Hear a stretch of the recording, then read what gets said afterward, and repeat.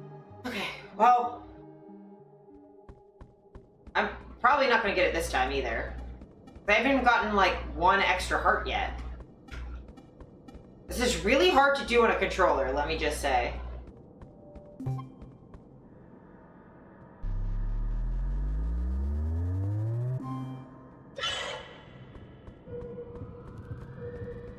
Because it's a little bit obtuse, like whether you're supposed to press or press and hold.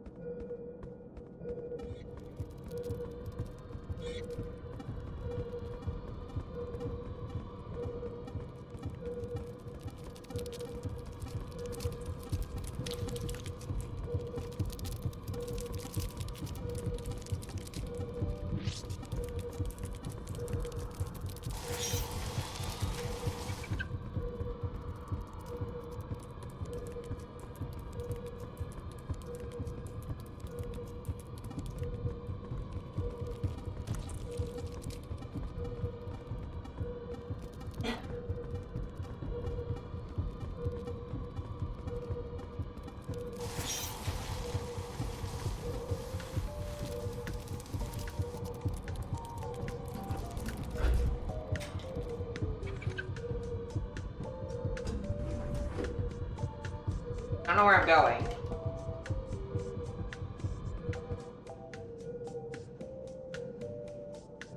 Oh, it's taking my points away. Can I get out of the elevator, please?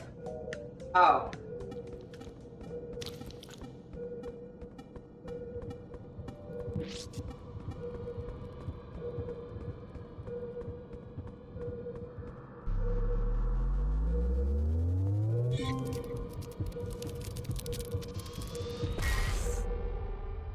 Game over? I got it! What do you mean?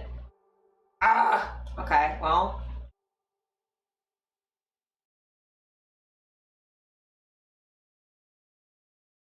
Ow, my eyes.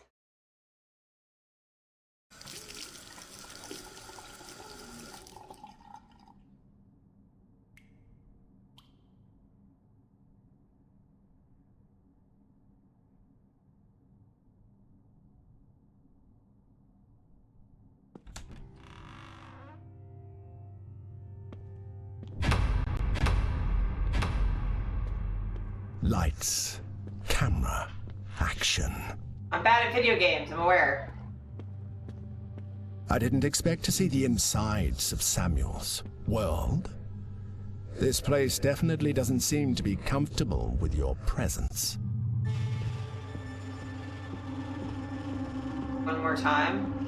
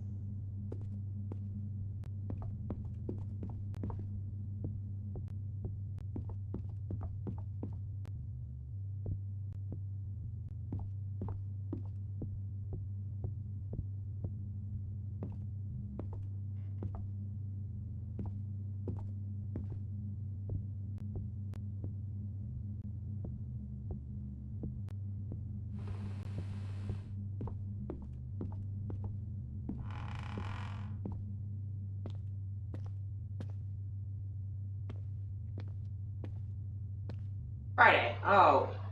A green screen. Oh my god. Monkeys.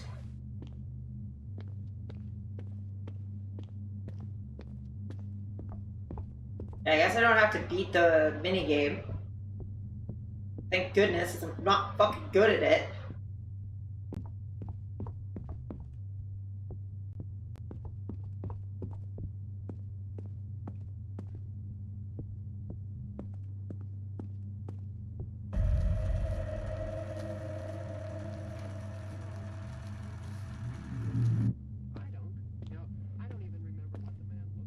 Routine was not a prison.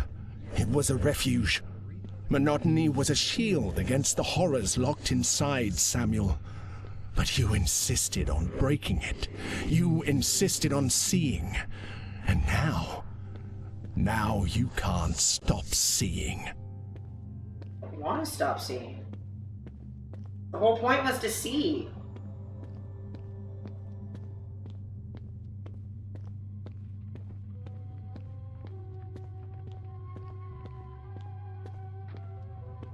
Pop a lamp.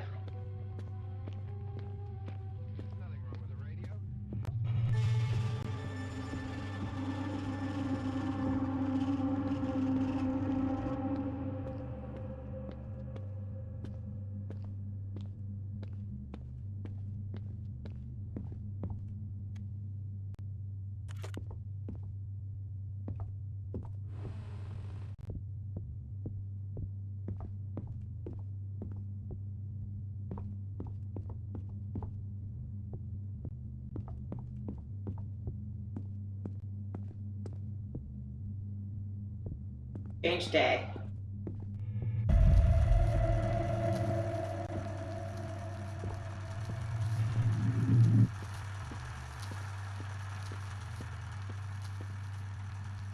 Nothing should be added to the infinite corridor. No chains, no objects, no drawings. There are only doors, and it is always the same. Increase speed. If you keep going towards the light like a bug, you may have the same fate.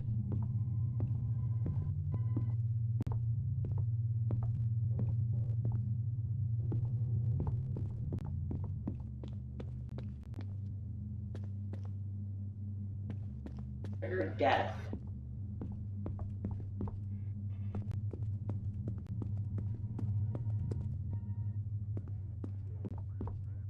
Nothing in this chest. Well, I will.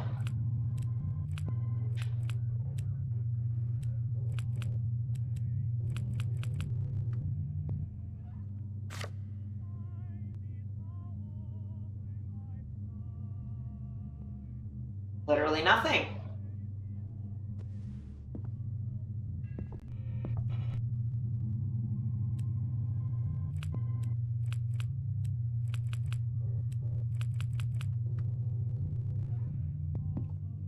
Now there's nothing in the chest.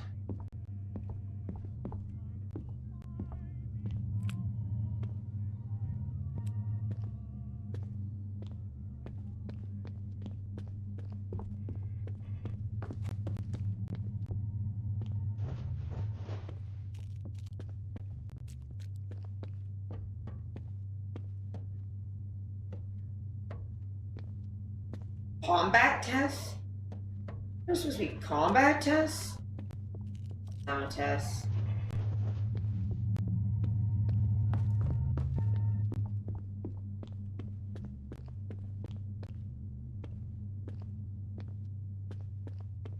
Drawing tests.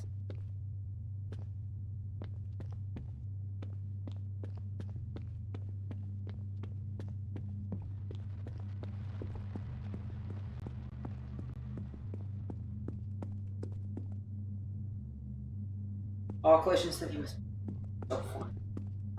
Because that collision detection definitely wasn't What checked. is it that motivates you to continue? By now you should know that everything is broken. There is no script anymore. Button is supposed to restart the animations. What it does, move everything directly.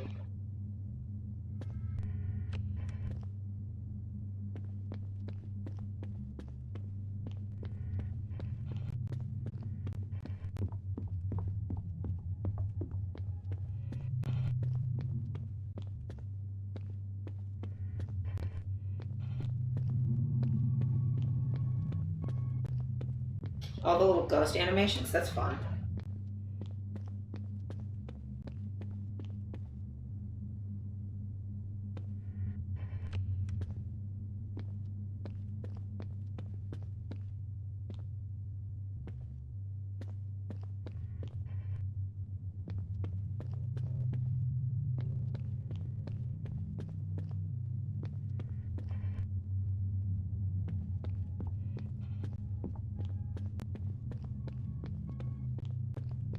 The ghosties are so well made.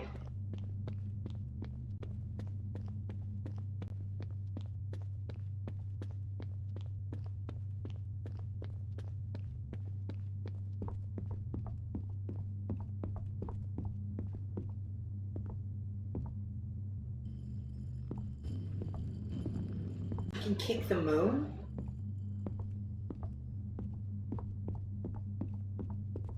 Sequel ideas? Moon 2. Discontinued. I want Moon 2.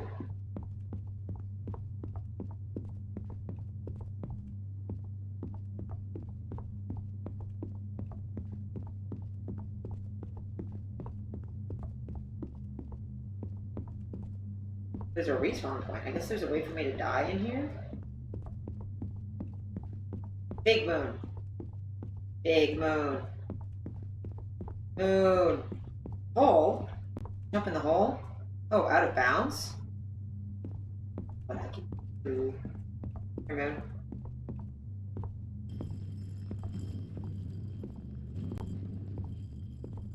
We got out of bounds together.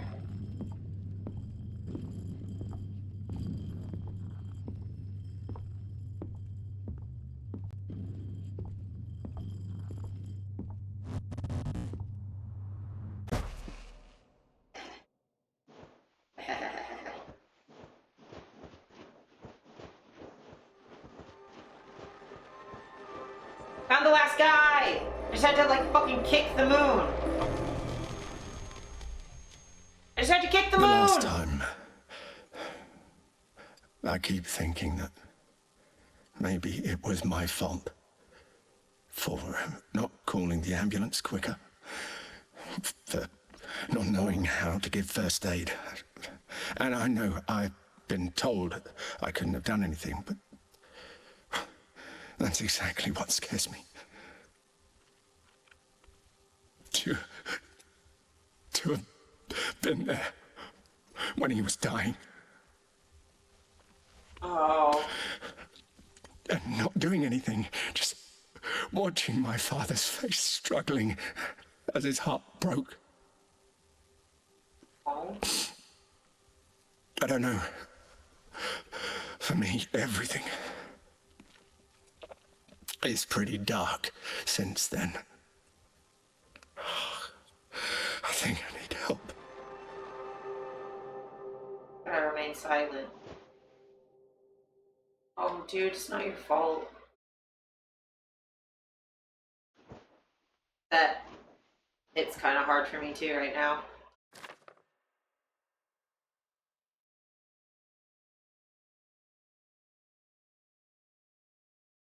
Only your dad walking on the beach. Okay, so he was present. He just was absent from the story because it hurt too much.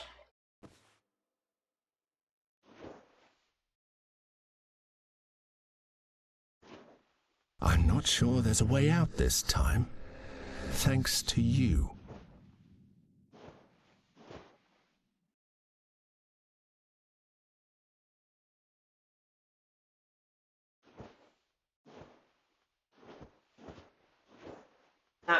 That's our dad's chair. That's what we keep spawning on.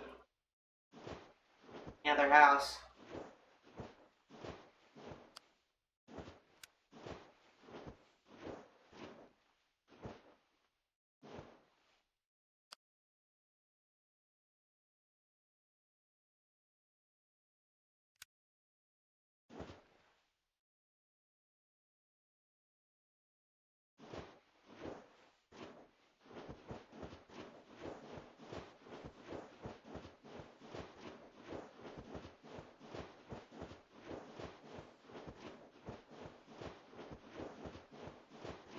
The story is over. Why are you still here? Because I'm stubborn, man. I don't know how to tell you this. Don't know how other way to put it. I'm fucking stubborn. Yeah, I've definitely had experiences in my life. Not me specifically, but people in my life who were around when people died and feeling like really guilty over it, and there's nothing you can do though. Like even when I've been dying in front of people, like there's a certain point where like there's nothing you can do, and what's going to happen happens. Luckily in my case I lived, but like, I mean, Steph was there just watching, waiting to see what would happen, but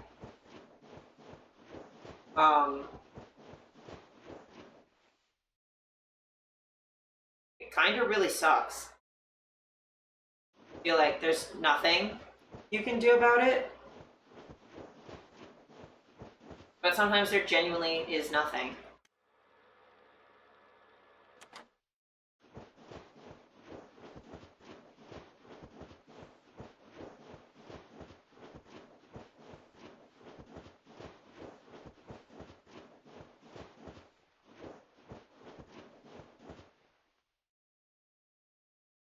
Yeah, hair and everything's just gone.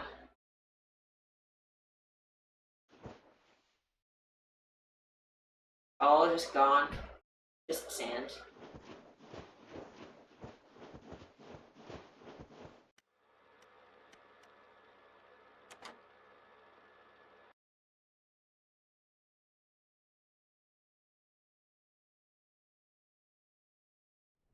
I don't know if that's what you're supposed to do, but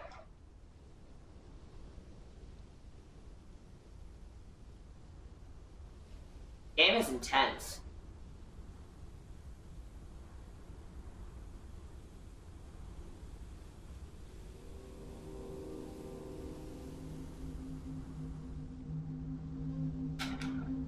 Oh, there's 4 of them now, so I did get it.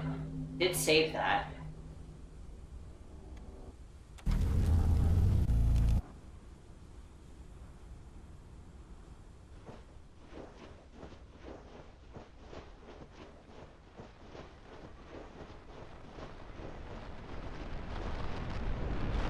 God, indie horror games are like some of the best fucking games.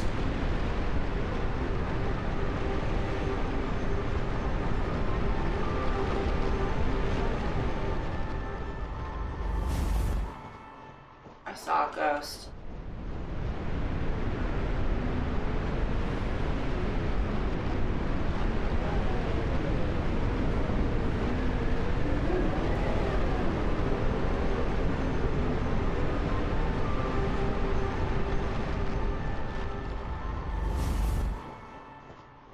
Gaze is full of resentment.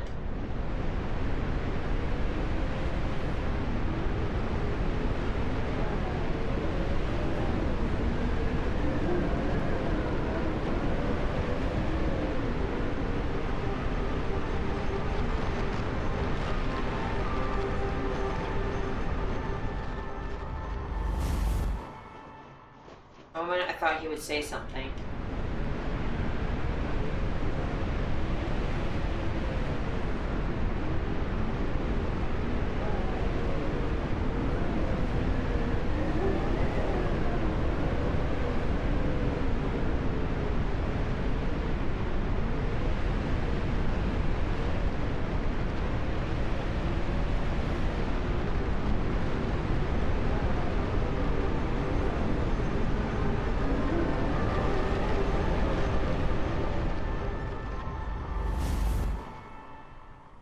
I remain silent. Oh, I thought he would say something, but I remain silent. I'm the ghost. The ghost is our reflection.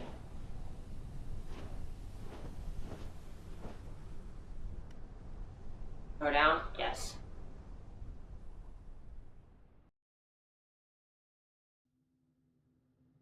You're the fucking ghost. The ghost of ourselves. In the end, you got got your way and managed to reach the other side. Was that really what you wanted?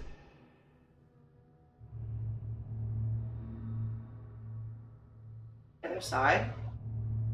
Yes, although it may not be what you're imagining. You are behind the darkness, beyond what a human is capable of comprehending. A place born of the spilled black bile of the sorrowful, where those tired of suffering hide, like Samuel.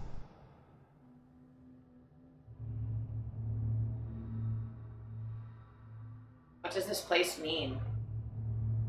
I find it hard to believe that you don't know, after all you've done to get here and disturb one of my guests.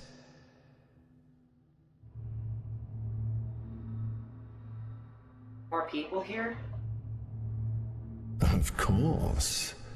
There are things in the dark that cannot be seen, and yet they are there. And somehow, you saw someone. Precisely. Everything is broken because you saw what you shouldn't have. But don't worry. I'm not the one who gets angry. On the contrary, the truth is that I appreciate those who come here, no matter what.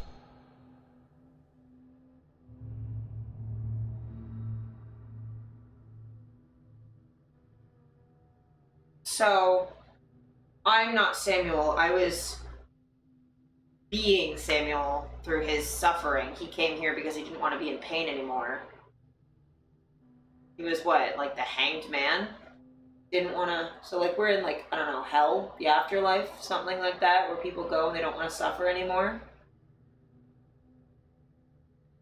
And we're facing it because we're talking to God or whatever? Shouldn't I have seen you? Are you sure it was me?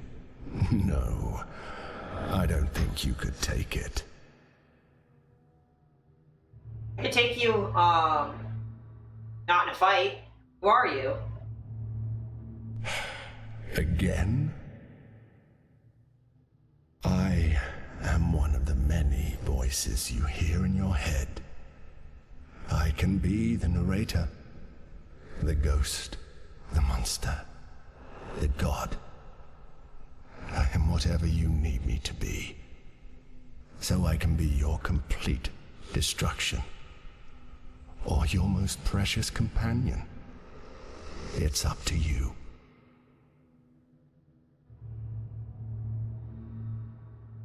Are you real? Are you? I think. I am Therefore I am. simply me, just as you are you. Everyone in this world lives in contradiction, even those you call gods. Samuel's life is a great example of this, full of half-truths and half-lies. What if I told you that the one who has helped you and the one who has hindered you are the same person? Does that make sense? Or is it paradoxical?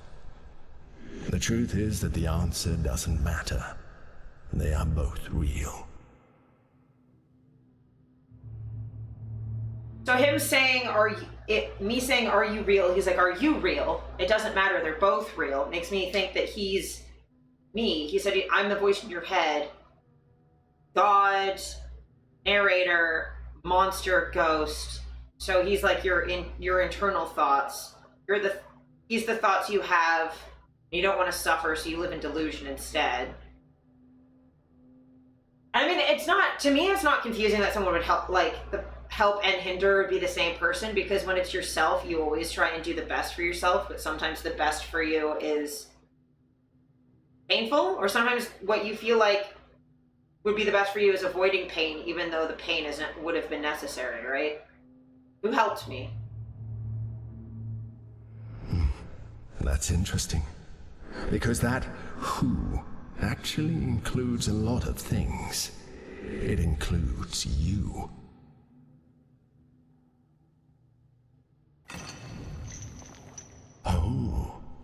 It's time. You break free of the shackles. Well, I'm in water now.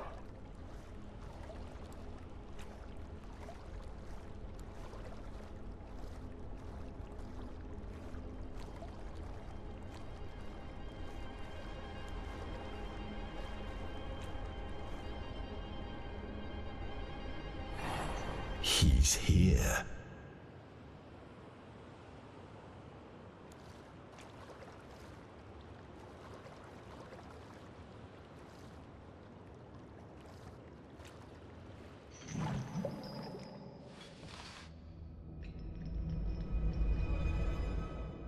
Finally, you are face to face. I imagine it must feel strange, almost like a phantom limb. But I must confess, I've always loved this moment. You never know how it's going to end. So, go ahead, Samuel. What do you have to say? Samuel? Sorry.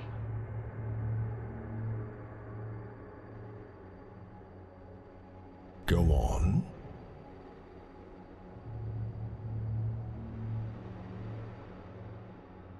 Afraid it's all my fault.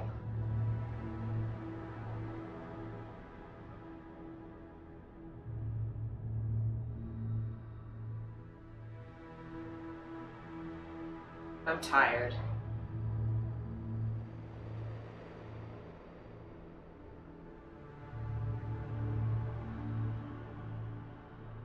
How long will it last?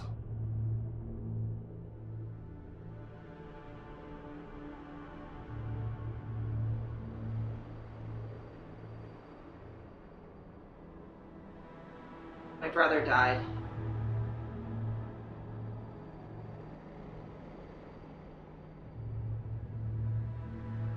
My dog died.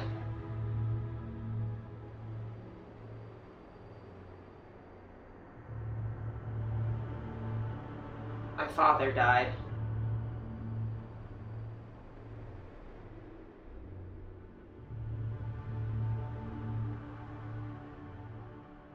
Why do I feel so guilty?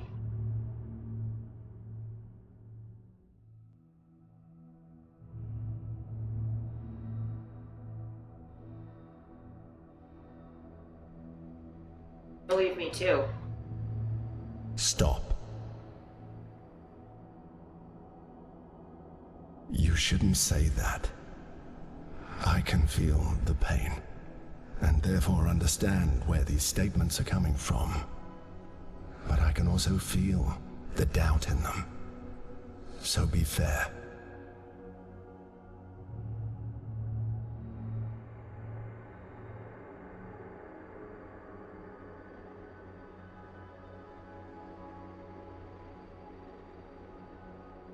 Is it worth continuing?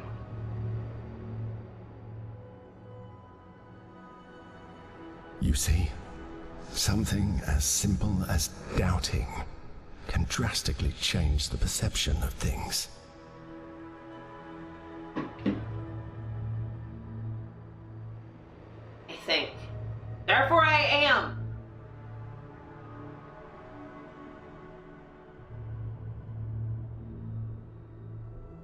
Why is it so difficult?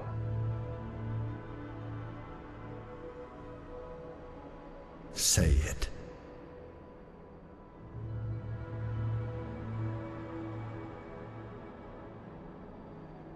I don't want to feel alone anymore.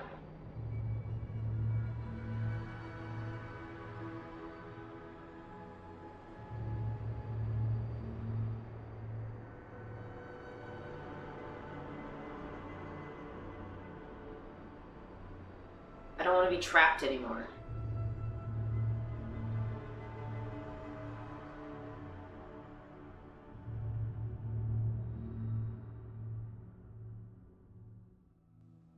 I want to live. I see. I find it very interesting to see someone who manages to get out of this place after facing his fears. But I feel the need to make an observation, Samuel. You were never alone, and you never lost your dreams. That's why you made it this far.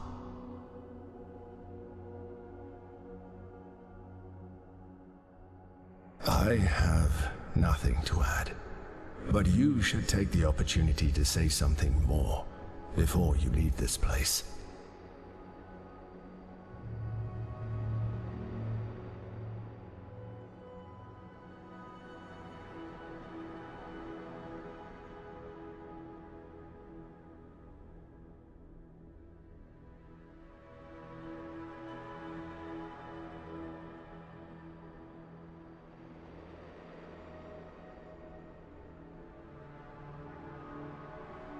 Having him say that he wants to live after being like so depressed for the whole game is so intense, because like you wouldn't have gone through the whole game if you didn't want to live, right? You wouldn't have the narrator kept being like, oh, why do you keep going? Why do you keep coming back here? And that's why, right? Wasn't my fault.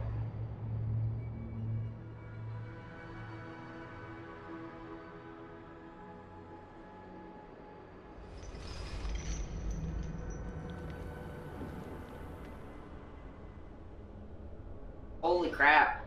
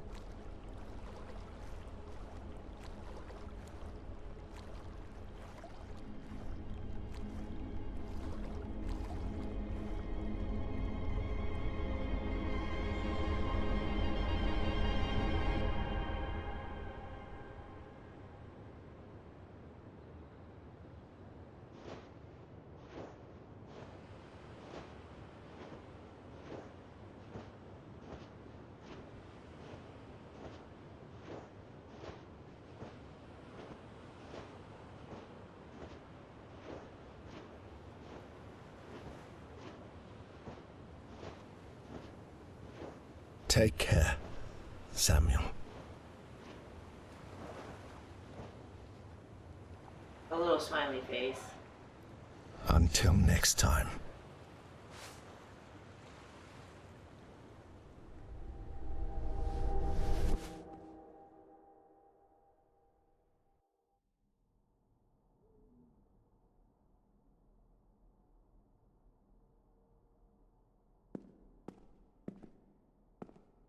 We can see ourselves in the mirror this time. Oh, and there's nothing in here. It's just empty. Oh, because we were moving. We actually got everything in the boxes.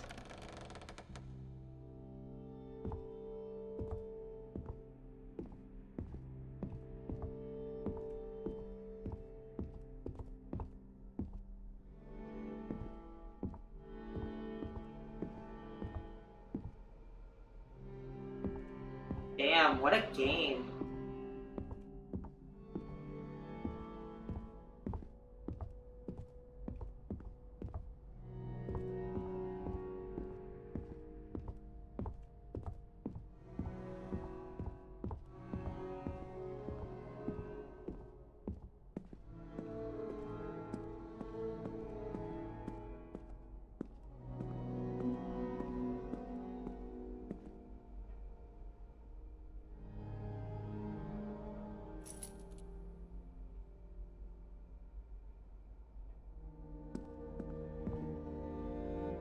No more pizza boxes.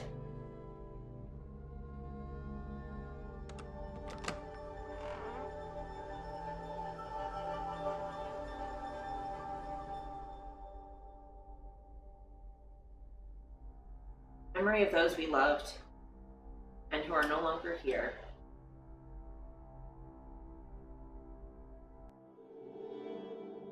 Hot damn. You keep coming back here because you're stubborn and have the willpower of a recalcitrant, spite-fueled ox. That is also true.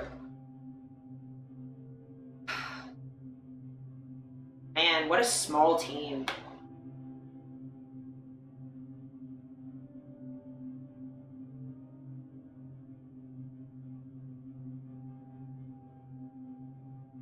Eight main people.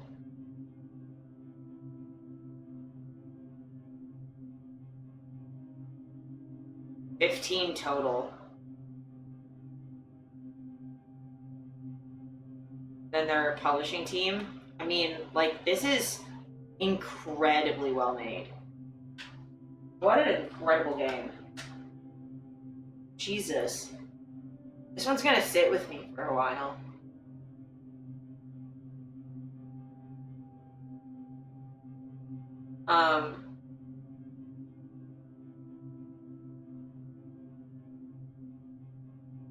Yeah.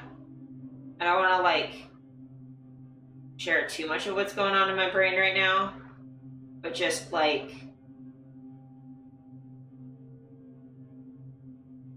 grief and guilt and depression and stuff I have experienced with all of those, and yeah.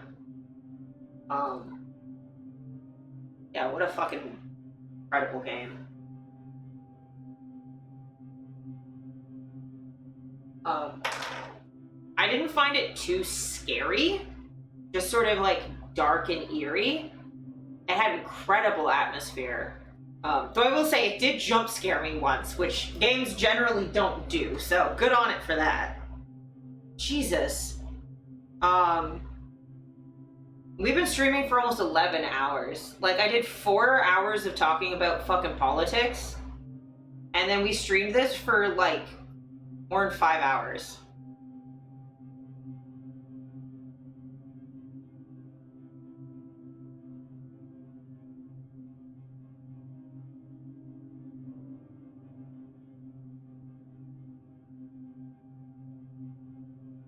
Night of the Living Dead by George A. Romero. Which, by the way, George A. Romero is buried in the Toronto necropolis here in the city. I've seen his grave a couple times. He's an incredible artist.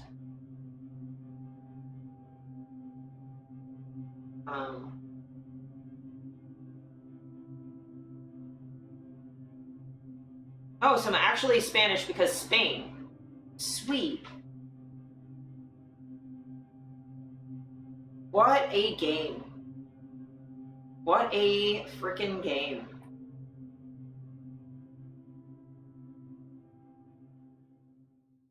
Thank you for playing. Oh, the little smiley face for the fucking you is really cute. You're better at this game than I am? Fair. I mean, I'm stubborn as shit. This is known. Damn, man, damn.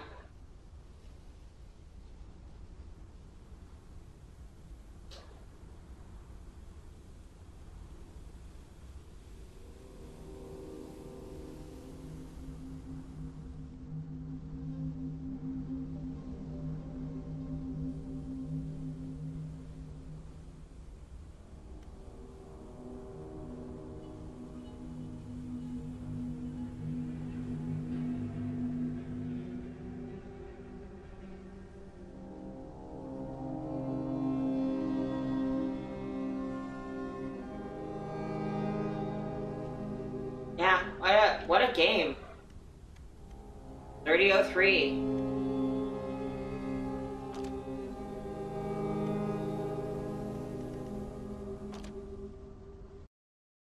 Incredible. Fight or struggle?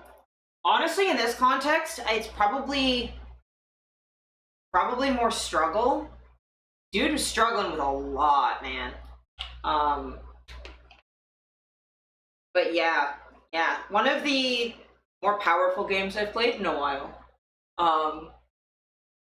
It's been a good couple years for games, to be honest. Like, between, I don't know. Got mouthwashing, which was incredible.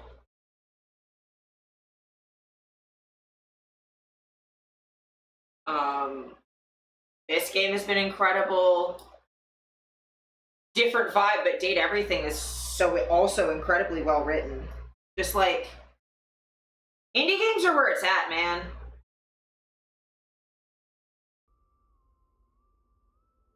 Just indie games are where it's at. I don't know what else to say, man. Like, I rarely feel like tearing up playing games, and man, like, that ending hit really, really hard. I don't have anything like poignant to say other than I had an incredibly good time. There were a couple spots that were like definitely a little obtuse. Puzzles that I just wasn't getting. It could just be that I was having an off day because I've been dealing with so much. Like, we started the game like 4 hours into stream, which I normally don't stream that much longer than that. And I got distracted a couple times, but this was sick. This was really good. I like, God, the animation of the ghost and just like how, like, it wasn't trying to jump scare you, it was just eerie. There's a couple like jump scare moments, but not that many. It was just very creepy. And I've been loving having more just like atmospheric horror games rather than like jump scare ones. Game is beautiful, but Unreal Engine, so that makes sense.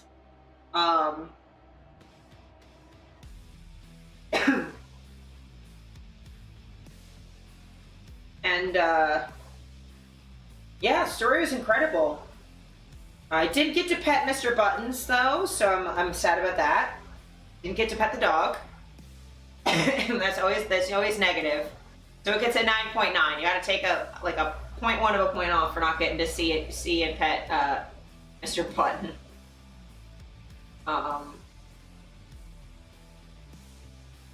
But yeah, that was really sweet. It is 11 p.m. I've been streaming for 11 hours. I should raid out and go to wind down. Thank you guys so much for hanging out. There's been a couple of you that have been here off and on the whole time. I super appreciate it. Thank you, Mara. Thank you, Steffi. I know you've been here most of the time. Kat and Pine have been here a chunk. Dolly, when you were here earlier, I know you're asleep right now. There's a couple other people that I forgot. E-Chef was here. Banffy was here. Dank was here. Yeah, thank you so much for hanging out. I appreciate it. For the several hours of yapping, the several hours of gaming, I really do appreciate it. We won't really be streaming next week because I don't have time, but we'll be back the week after that. That's part of why I wanted to stream extra long today. Is because I won't be able to stream next week. I'll be streaming again the 14th. I'll post something if I can do anything earlier, but I probably won't be able to.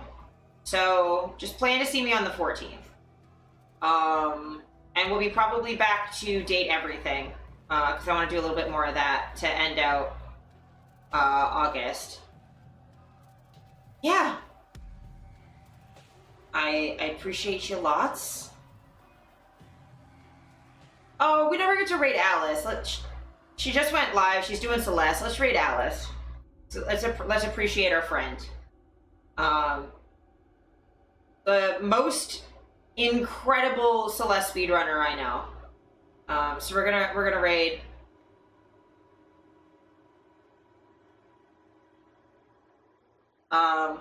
I love y'all to pieces. I'll see y'all soon. Have a good night. Hydrate, eat some food.